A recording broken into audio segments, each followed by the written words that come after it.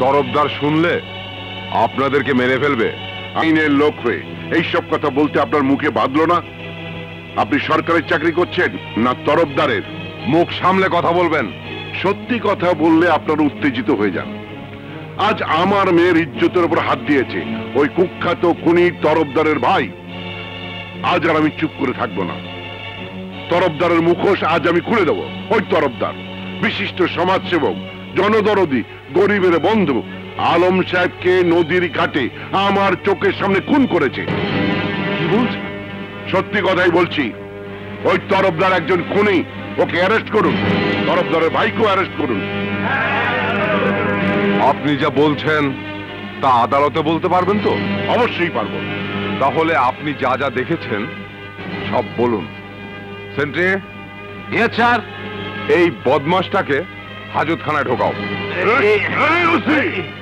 আমার ভাইকে তুই চিনিস না? তোকে জ্যান্ত চিবিয়ে খাবে।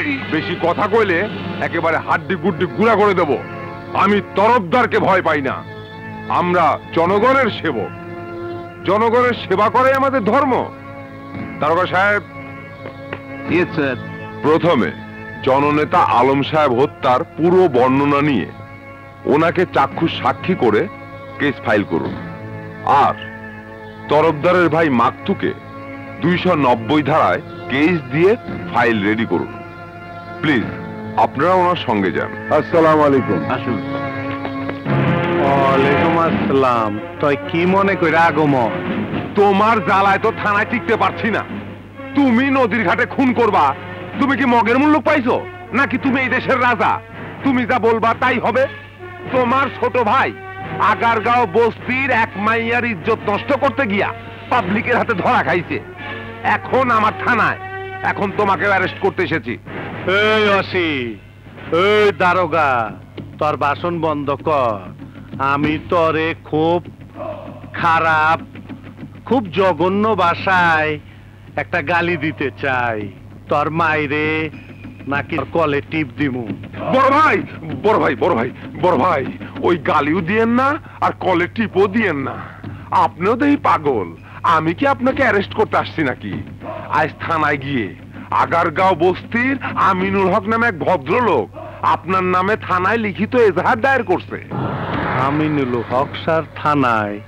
শুধু তাই না, আগে যে নেতাকে মেরে সিমেন্টের বস্তা বেঁধে পানিতে ফেলছিলেন সেই ঘটনার সাক্ষীও ওই বেটা আমিনুল হক।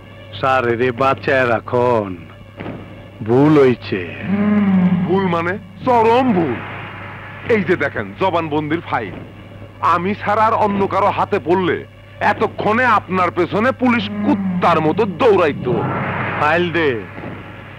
দিলাম। ওই জায়গাতে 2 বান্ডিল ল।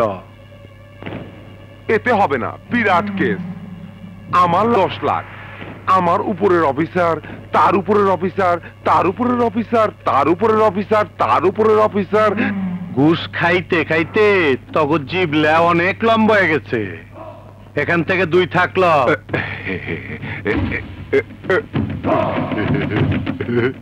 খুশি আছো? কিন্তু আমিনুল হক ওরে আজ যাইলে ডাকছে, ওর কলে টিপ জন লাগবো।